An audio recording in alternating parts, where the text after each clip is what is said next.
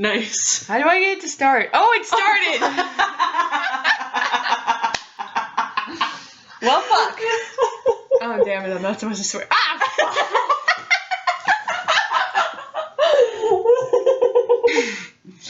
Hi. What's up? Brilliant. Thank you. Okay, so... Edit that out. No, we're keeping that. We have to keep that. Okay. I don't even know. Okay. So, hello.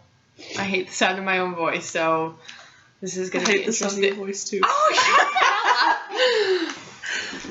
shut up! Okay, so, it's Amelia and Travis. Hello, we're here.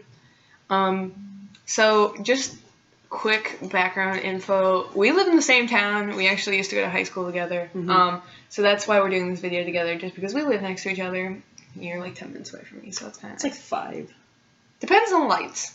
Anyway, so that's why we're doing this video together. If we wish the other mods were here, it's sad that they aren't, but we lost our hashtags and we need to do this, so we're throwing this video together, and hopefully it turns out well.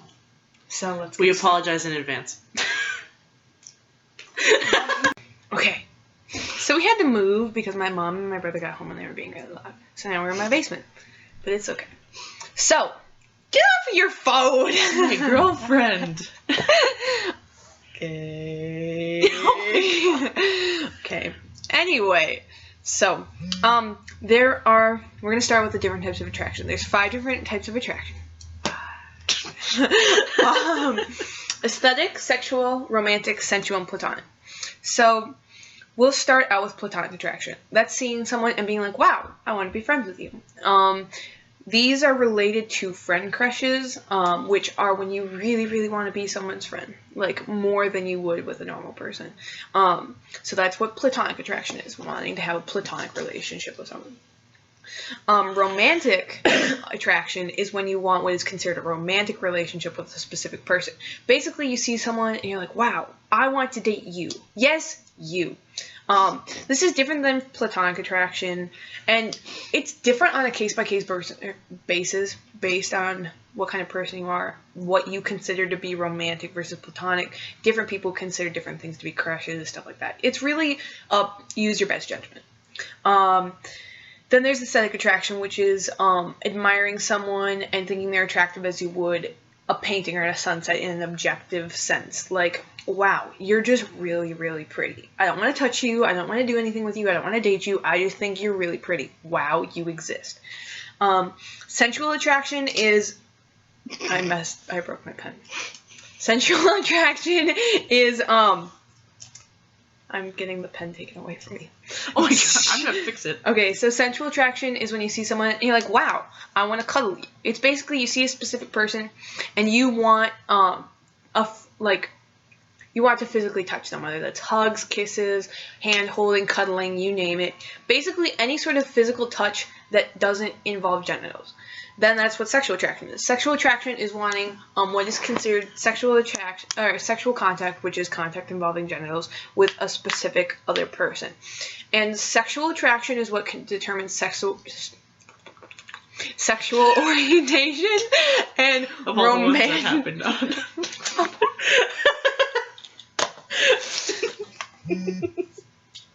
And romantic attraction is what determines romantic orientation. Yes, we're so professional. Okay. Travis, it's your turn! Oh my gosh. Okay. So, yeah, we have like a little cheat sheet. I think I fixed it, by the way. Yay, the pen's back. Alright, so whenever I'm gonna be doing stuff that's gonna be all related to gender, so there's... One of the first things I'm gonna cover is the basic idea of gender. It's such a... Ooh! Because there's always those people that I've seen people like ask this question so many times. People say this, and then it's like it's never true, or they're like, how do I talk to someone about this? Gender is a social like construct. Obviously, it's based around physical sex, but at the same time, there are people who are like, there are only 2 genders, and that's not true. So the biggest thing you got to know about gender is that there's like the gender binary, and then there's like non-binary. So like the gender binary, which I'll cover all of this, but it's like gender binary consists of cis men, cis women, trans men, trans women, and anyone who doesn't 100% fall within that is non-binary. So there are some people who have gender stuff, like if you're gender fluid and you do identify with a gender in the binary, you don't 100%, therefore you're non-binary. That's pretty much the basic of. Non-binary is an umbrella term for anyone who does not fully identify as male or female. Genderqueer is not an umbrella term because it involves a slur. Yep. And one of the things that I can probably just cover, since it's all very related, is like all non-binary people are trans. Not all trans people are non-binary. Being transgender means that you don't identify as the gender that you were assigned at birth. And so naturally non-binary people are trans.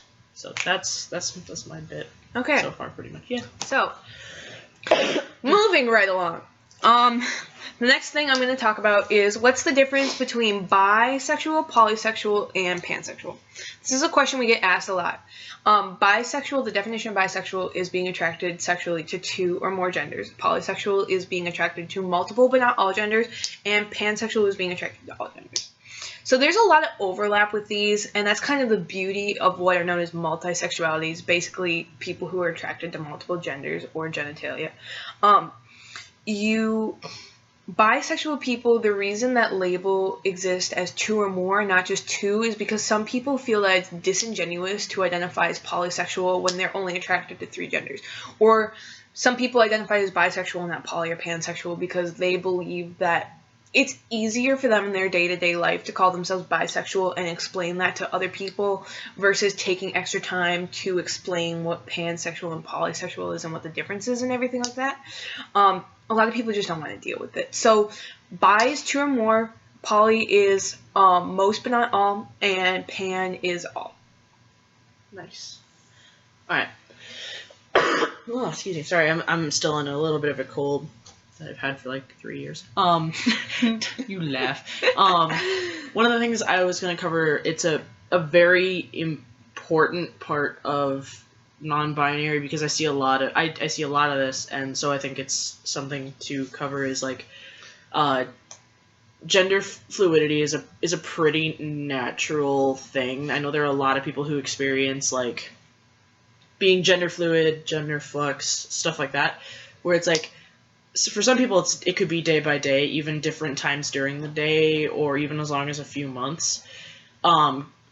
At least consistently, noticeably going between multiple genders and different like levels of intensity for those things. And like one of the things I also wanted to clarify is a lot of people, when they hear gender fluid, they understand that it is a fluid, obviously a fluid gender, but they think it has to be between boy and girl, but that doesn't have to be the case. There are some people who will be gender fluid between like girl and agender. Like they can, whatever they're feeling, and they know that it happens on different intensities. Yeah, I said that for a reason. Okay.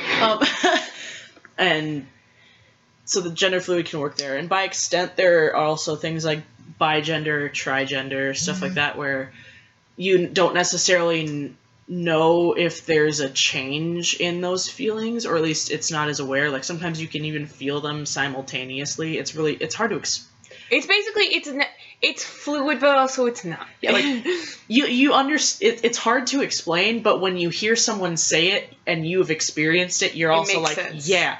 So if it doesn't make sense, you probably don't have to deal with that. It's a lot like the multisexualities, multigenders. There's a lot of overlap. So someone could call themselves bigender, but they could also call themselves gender fluid. So. Yep. So like, and it also depends on what you're comfortable with, because there are some people who are bigender that maybe are more comfortable with gender fluid. Or gender flex or something. They're very similar. They have key differences, but at the same time, they're similar enough that if you aren't comfortable with one and you're like, I don't think this fits me, there are some that are similar enough that you might find it like, oh, this makes more sense to me. This more speaks to me that's kind of what the point is for those. So yeah, bigender, trigender are a little more simultaneous, whereas gender fluid and gender flux tend to fluctuate more, but it's still multiple identifications between genders. Yeah. Yeah. So I'm gonna make this one quick. Basically, the difference between homo, hetero, and heterosexual. So heterosexual is when you are attracted to one gender other than your own. Homosexual is when you are attracted to one gender and it's the same as your gender. And then hetero is something exclusive to non-binary people, and it's attraction to only non-binary people. Most people use heterosexual because they're only comfortable being with other non-binary people sexually or romantically. It's more to do with comfort than it is to do with like fetishizing. Can't say that word right. Fetishizing? Yes, that word. Non-binary people that's why it's exclusive, like non-binary people who are attracted to non-binary people, and that it's not for cis people to use, because a lot of the times when cis people are attracted exclusively to non-binary people, it's because it's fetishizing. You know what I mean. And with non-binary people being attracted to other non-binary people exclusively, it's more about safety than anything else. Mm-hmm. So yes, that's that one. And then I'll just quick explain this other one really quick. So then there's also something known as flexible, homoflexible or heteroflexible, which basically is when you are primarily hetero or homosexual, but maybe once or twice in your entire life you'll have an exception for someone. We have a friend, Alex, actually, who we think is flexible. We've actually had a conversation with him about it before, because basically, and it's just basically when there is one exception or two, maybe. How is that exception? And so, but that's different than being bi, and not everyone is comfortable with using the flexible label and prefer to use bi, even if they only have one or two people that they're attracted to that are a different gender, and that's totally okay. Again, they tend to overlap. There's also even the case that I know there are some people who are like hetero or homoflexible, but they know, other than the one or two instances that they are like homosexual, you don't have to use like a bi label or a flexible label. You can just continue to use the one that you normally use. It's whatever you're comfortable with. Yeah. Because Alex, like, he's still straight. Yeah. It is what it is. So, moving on. We're gonna run out of time for this. We can do part 1 and part 2. True. We'll do part 1 and part 2. We just decided that right now. Okay. Nice. Okay, so your turn. Do demigender. Okay. Wow. All right. So I was gonna cover demigender separately because it's got enough detail that I wanted to be able to cover it separately. Is demigender is identifying partially as one gender and partially as another, and the most common ones are being demi boy and demi girl. Is where, so like, I know you. Yeah, I can just explain it really quick. It's basically like you partially identify as a girl, is demigirl, or you partially identify as a guy, which is a demi-boy, but you also partially identify as something else, or you just feel like there's a void there. Like you're kind of a girl, but then you don't know what anything else is. So it can either be identifying as two genders but having a loose attachment to both of them, or it can just be loosely being attached to or feeling one gender and then just not feeling anything else. That's a really common way for it to be. That's how I am actually. I'm a demigirl, where it's basically I kind of feel like a girl, but also I kind of just don't, like, gender's weird and I don't really know what gender feels like. So I just kind of go with demigirl because I'm just kind of going with that. And so there's people like me who are like that, and then there's people who are demigender who are like, I'm loosely a girl, but I'm also loosely non-binary. Like, there's any number of combinations that it can be. And then, like, one of the things I know about demigender is, like, how all, like, gender fluid, gender flux, they can fluctuate.